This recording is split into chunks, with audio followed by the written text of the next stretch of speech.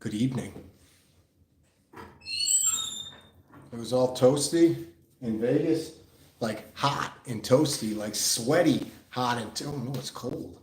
I was just out in the woods filming, and it went from not cold to you could see my breath. So got a fire going. How are you guys? I actually plan to do this, and just got a phone call that I have to head to the airport shortly, and I'll tell you why as part of our streaming. So welcome. This will be up for posterity. Just a couple of points that I really want to dig in with you guys on and kind of talk about it based on what we just worked on this last week at class and kind of some of the things that popped up that pop up often. So first of all, how's my audio? Am I coming in all right? Am I coming in all right? Somebody give me like a thumbs up or a handshake or a frickin' your voice is not clear or kiss my ass. I shouldn't say that in a live feed. Coming in all right? Looks like we probably have a pretty decent lag time here. What does it mean when you hold a watch? What does that mean? Sounds good? Okay, great. Great. So here's what I was thinking about. Check this out.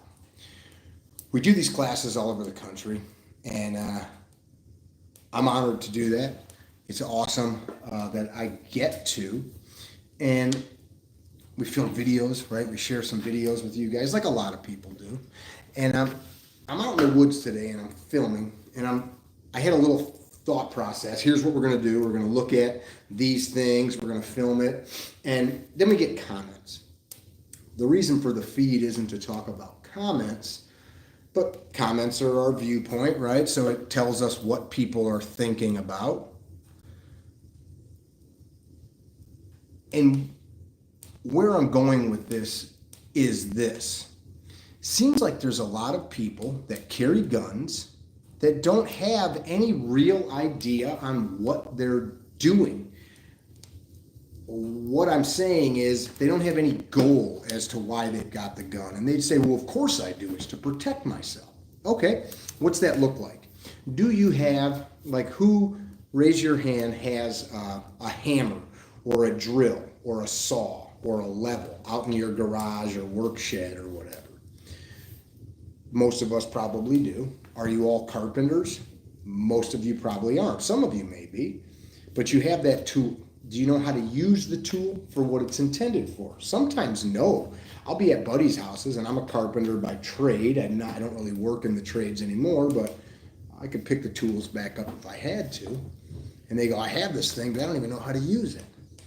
I know it's for cutting wood. I know it's for leveling or plumbing something. I know it's for measuring, but I don't know how to use it.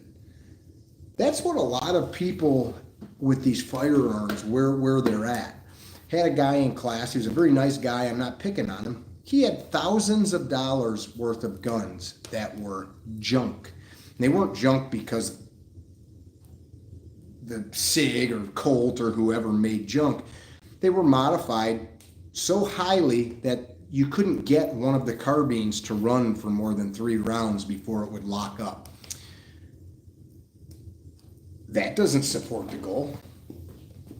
I have these guns for one reason: to protect myself and people I care about. Why do I want to protect myself?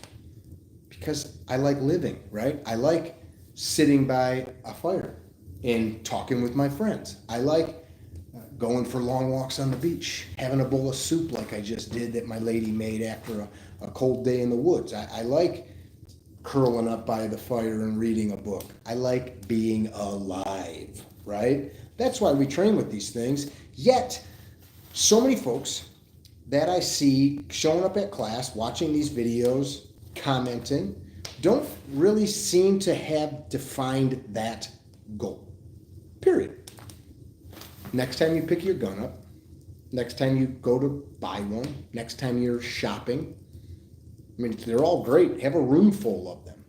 But if you don't have a clearly articulated goal as to what you're willing to do to protect your life and what that will look like and what training you're willing to plug into that, sorry, I think that you are out over the end of your skis. I think that you are driving beyond your headlights.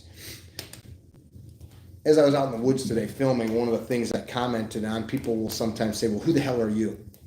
It's a great question. Nobody. I'm nobody. But I know a lot of somebodies. And I was very fortunate in my life for the last couple of decades to have been able to train with some of the greatest people alive in this space, and some people that are no longer with us that worked with and trained with people who came before us. I was inundated with these great people. It's a tool which, with proper training and mindset and knowledge, adds to your options to defend yourself and others when confronted with harm and potential deadly force. I like that, cyber lichens.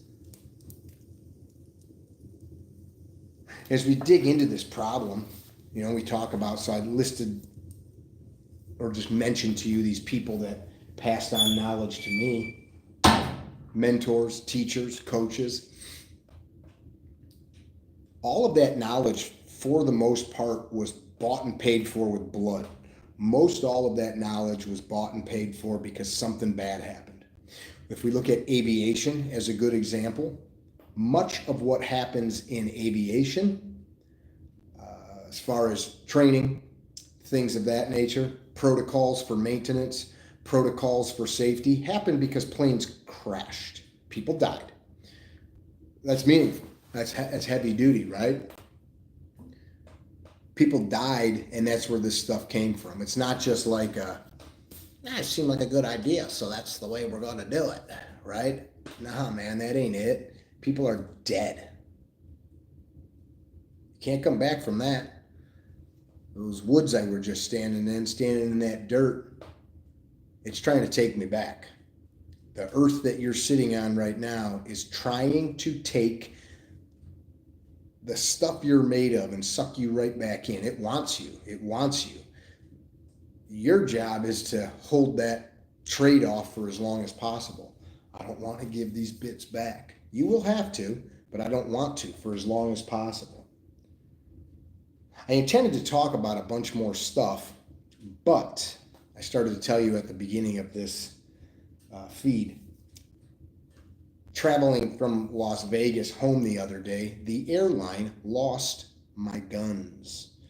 So for 2 days, I have been trying to find 4 very expensive guns that are mine that the airline lost. And I'm going to do a video on it, not because I'm angry, but because I think there's some lessons for all of us in this story. It's one of the main reasons that we drive as many places as we do.